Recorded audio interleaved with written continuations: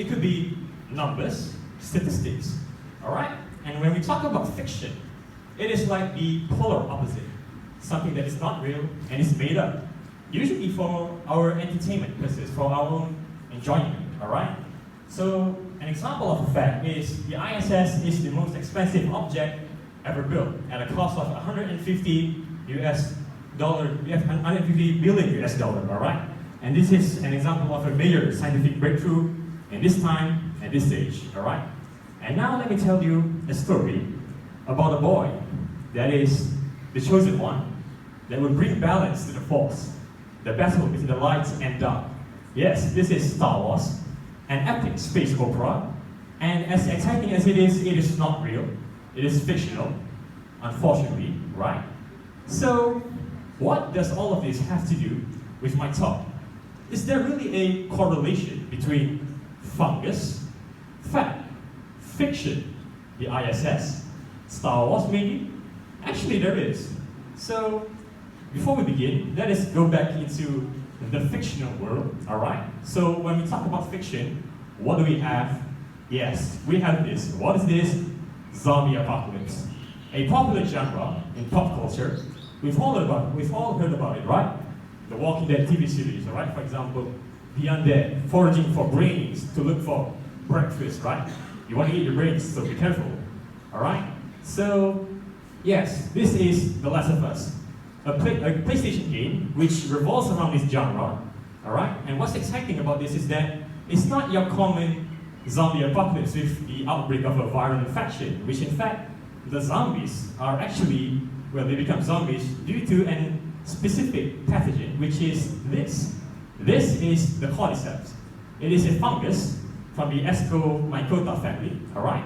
So what happens is that they claim that what caused this is the cordyceps brain infection, according to them. So when you come into contact with the spores of this fungus, what happens is that you become like this.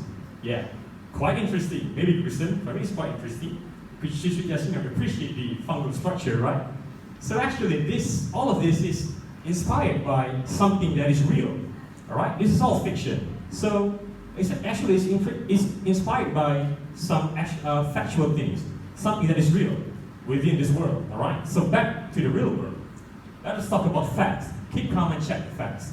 So this story revolves around this specific fungus. It is called the cordyceps, or specifically I would like to talk about today is one that infects the insects, an entomopathogen that is the Ophiocordyceps unilateralis. So this fungus, what happens is that its main host is an insect, being an entomopathogen, alright? Okay, so there are over 400 species.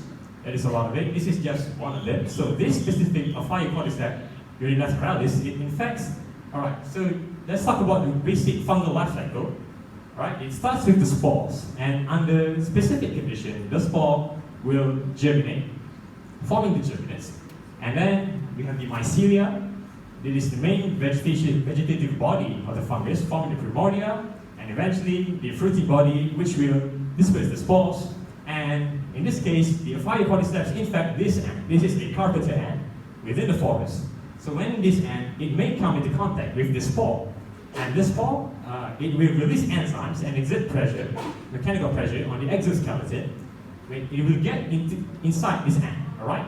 And then that is when the magic happens. So this fungus actually, it's sort of like mind controlling the ants. Believe it or not, it's true. So the ant is experiencing behavioral changes, alright? It will deviate from its colony, and then this fungus will instruct the ant to climb a tree. And as it climbs the tree, it will attach its mandible on the veins of the leaf.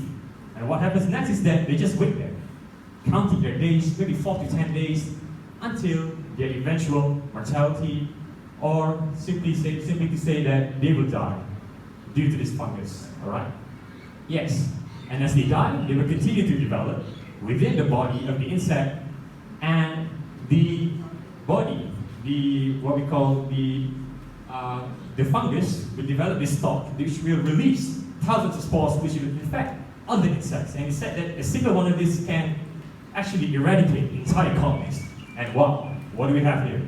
a major zombie apocalypse within the insect world. The poor tarantula, the dragonfly, the moth, all of them, they are experiencing this. They are being eradicated and being transformed into these gruesome creatures. But it is only contained within the insect world, alright?